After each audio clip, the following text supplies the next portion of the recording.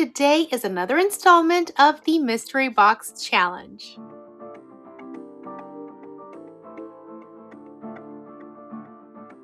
Hey there, my name is Yami. I am your Latina next door. Welcome back to Mi Casa, where I share high-end home decor and DIYs on a budget, as well as extreme before and after room transformations.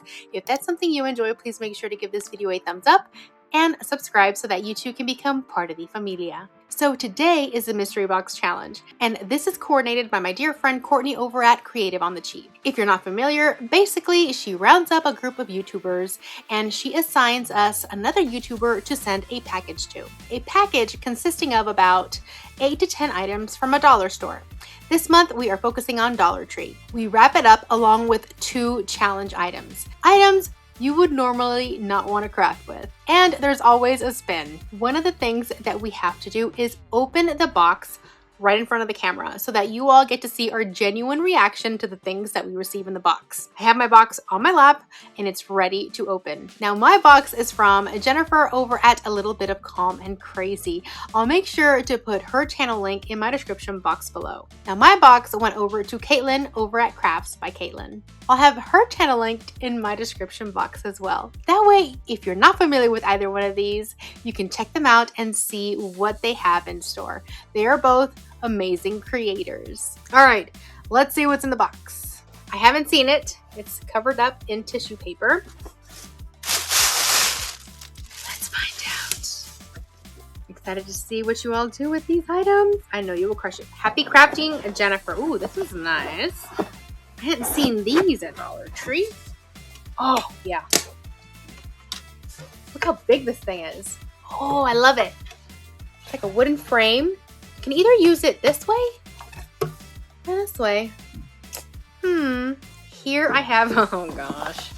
Here I have my challenge items. I'm going to leave these for last. Oh, I got a little sarcasm welcome frame. All right, I got a little home sign. Yep, looks, yeah, that one's really cute actually. I like it. These are all nice so far. Oh, okay. All right, so we have, oh, faux leather in blue and white because she knows I love blue and white. So this is interesting. Let me open this up real quick because I haven't seen these. I have not seen these at my local Dollar Tree. Wow, that's actually pretty cool. It's got a nice little texture to it. Huh. We got some bamboo rings. And we have another wood sign. Oh man, these are all like really good, like individual pieces. And I can see using these together. With these 2 challenge items, the twist this month, we have to use both of the challenge items together. All right. She wrapped this so nice. It looks like a fragrance would be in there or something.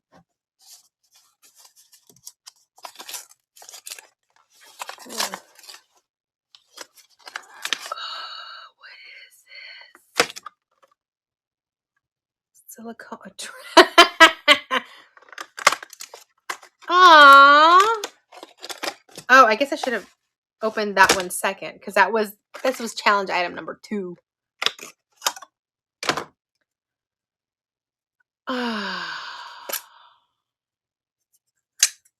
What in the hell? It's a sad little straw. Oh, oh man. What am I going to do with this? Let's see. Oh.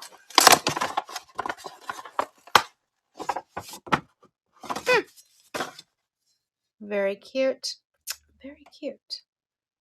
I see. So it's like a birdhouse, but not really. Because like the little bird can go through here, but then when they go through here, there's nothing there.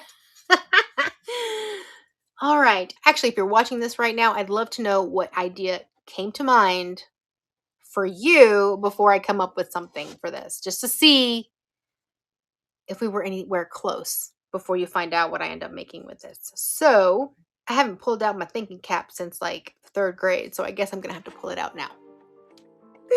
Let's see what I come up with. Okay, so for this first DIY, when I saw these 2 leather pieces, one in white and one in blue, I wanted to create something a little unique as far as the cushion cover is concerned. So I decided to cut strips off of the faux leather, and I did this in 1.5 inch pieces, and I just used a straight edge and my rotary blade cutter to cut them down into nice straight lines.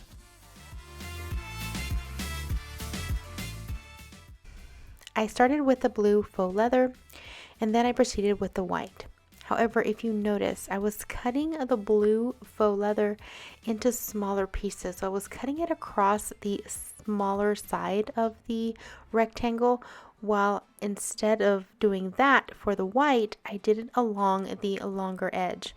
So the blues were short and the whites were long.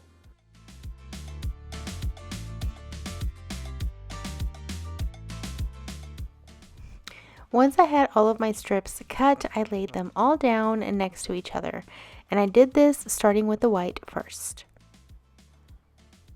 And then I'm going to take my blue strip and I am going to adhere the very edges of these to the white ones. Now, I am going to be doing a basket weave pattern, and I'm only using the slightest amount of hot glue just to keep them together while I continue the pattern going down the white stripes.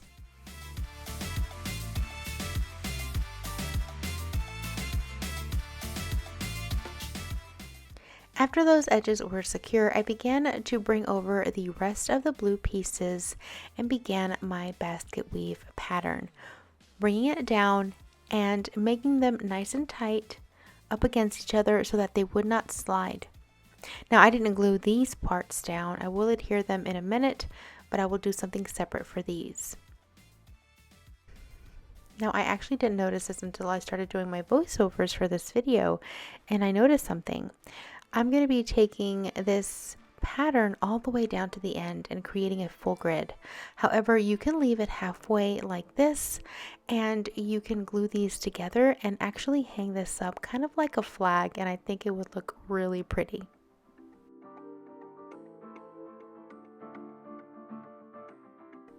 Now I'm going to be making this into a cute little throw pillow. So what I'm doing is I'm cutting a piece of duck cloth in the color white, and I'm cutting it the same size as the little basket weave pattern. I am going to sew the basket weave pattern onto this piece of fabric so that it's one nice solid piece, and I don't have to be working with each of the tabs individually when I sew. And it will give it more stability because it'll be on one continuous piece of fabric. I like creating envelope cushion covers for the covers that I create myself. And what I'm doing here is cutting the back panels for that back panel that's going to be the envelope opening. And I have a little formula. I've shared it several times. I actually didn't follow it this time. I just kind of freehanded it. But I do have a video that I can share with you all. I'll put it in the description box.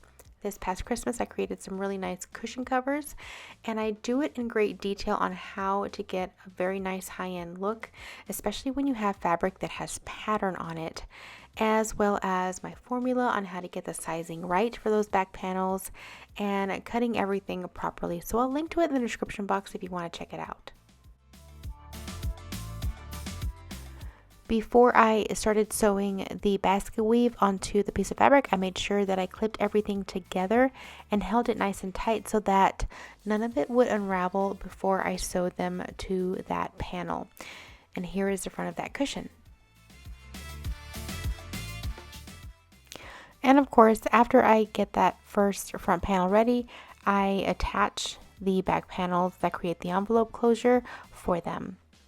And I won't go into too much detail here just because I've shared it several times before, and I'll have that video linked.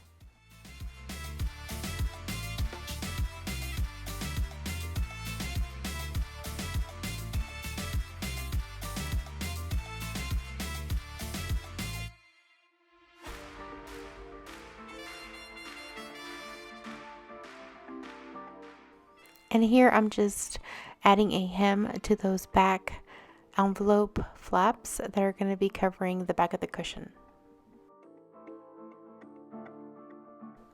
Finally, all you have to do is sew the two longer end pieces to hold those two envelope closures together.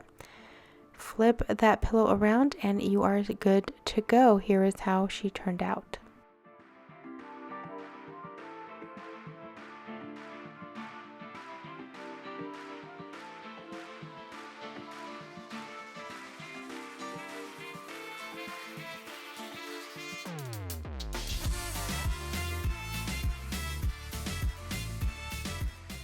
This next one is pretty simple, but it's probably one of my cutest Dollar Tree DIYs so far. I'm going to be using this large wooden frame. This is from the section that's a little bit more expensive, and the frame was $3. Next, I'm just taking some white paint. I'm using the White Swan from DIY Paint, but you can use any one you have on hand. And I am just going to paint the inside panel of this little sign in white.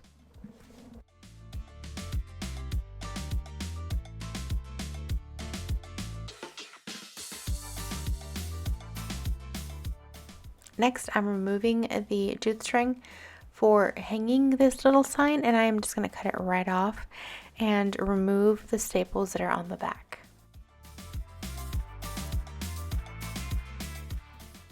Then once the paint is dry on the little frame, I am going to hot glue the little home sign right in the center of the square.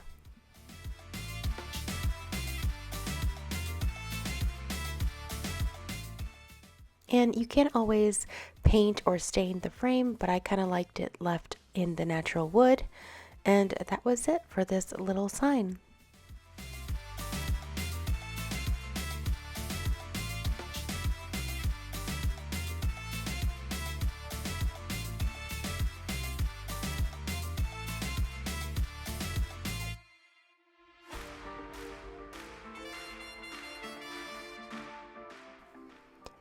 So for this next DIY, I'm going to be using the little bamboo hoops that I got in the package. Now I'm only going to be using one because I didn't have enough to make two, but you can certainly make these any size you want. I just decided to use the smaller one.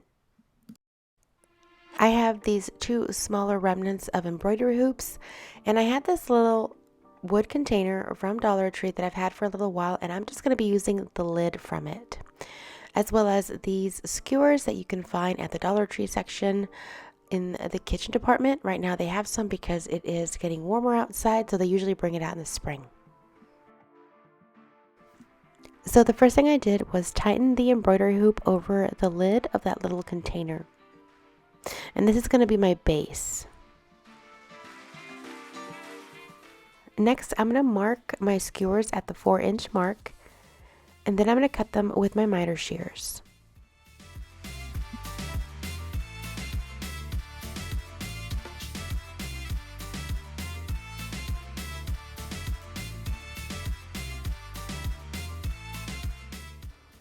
So next I took the bamboo hoop that was in the mystery box and I began to hot glue the little 4-inch wood skewers onto it.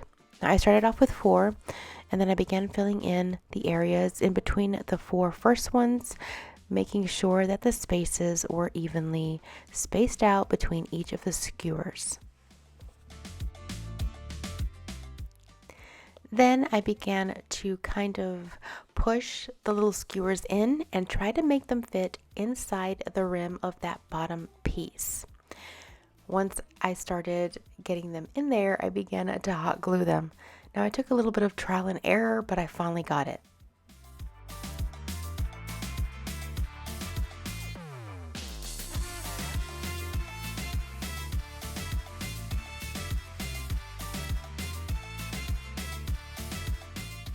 Once I had everything secure, I didn't think there was enough skewers, so I began adding one in between each of the original ones to give it a more fuller look.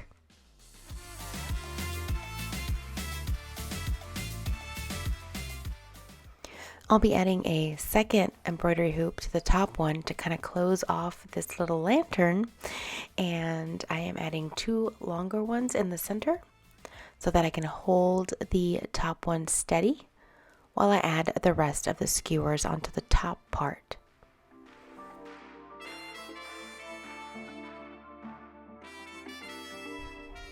Then I began to add the skewers to the top. These were the same size as the ones from the bottom, and in order to keep everything nice and even, all I did was follow the pattern from below. I couldn't place them right on top, so I just glued them directly to the right of each one from the one below, and this kept them consistently even throughout the piece. Now you don't have to use embroidery hoops for this. You can just use those bamboo rings from Dollar Tree and just mix and match them together in the type of sizes that you would like to have. I just happen to have these, and I thought the smaller one would work for a small little lantern to go on a shelf. But you can do this in any size. After this is done, you can just add a little votive or a fake LED candle, and you have a cute little lantern for your shelf.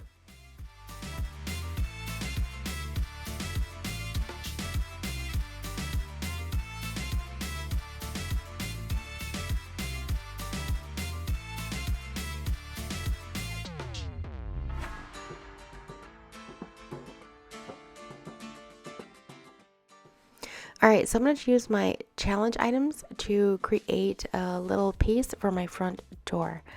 Now, I am basically using the smallest screwdriver in the world, and I'm going to be unscrewing the metal little house portion off of the wood piece. Now, I want to adhere the little house onto the wood round, but I need a little bit more surface area so I can glue it on properly. So I'm adding these little tumbling tower blocks from Dollar Tree to the back of it, so I have the ability to glue it on to the wood piece.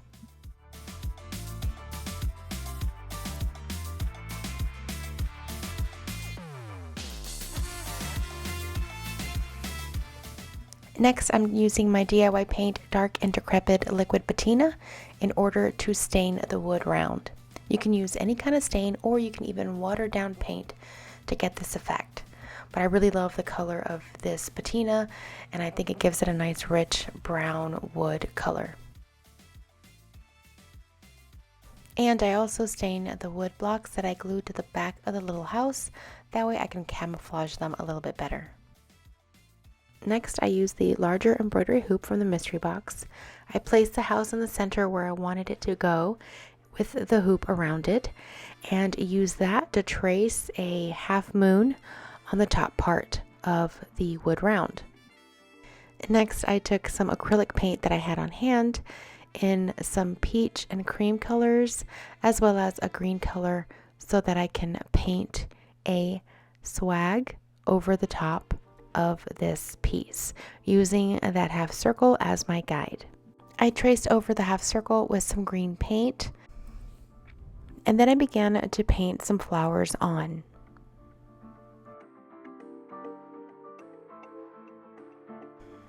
And if you recall, the twist this month is that I have to use both challenge items on one DIY. Well, I decided to use that silicone reusable travel straw from the challenge and use the tip to create some hydrangea type flowers all on the swag. And then I just kept adding different types of flowers and greenery throughout the top.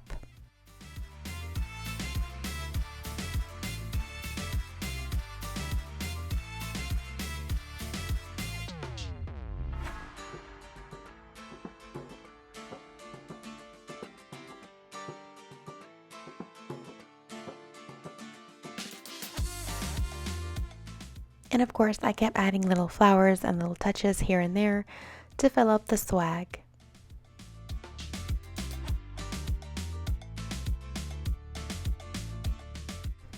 Next, I created a little decal with the word welcome on my Cricut, and I added it to the bottom of it. I hot glued the little house on the center. And then instead of leaving the jute string to hang it, I decided to thread some Dollar Tree pearls that I had on hand to create a nicer little hanging string for the sign. And that was it for this DIY.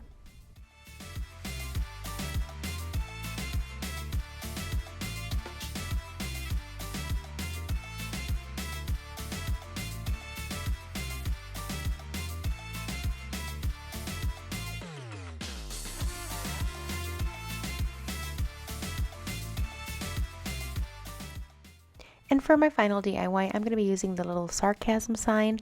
And the first thing I'm going to do is remove the letters with a razor.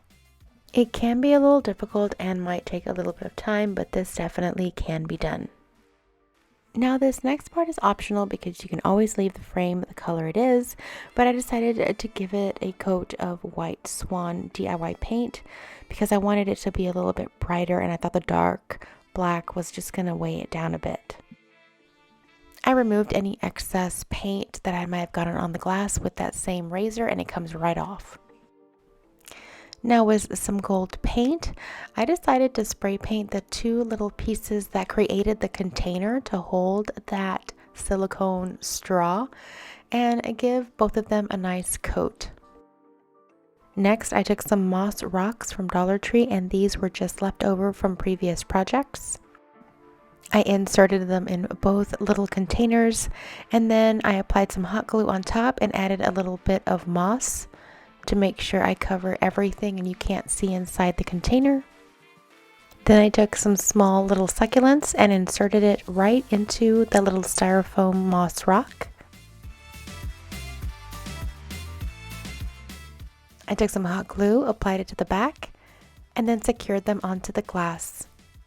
And that was it for this DIY.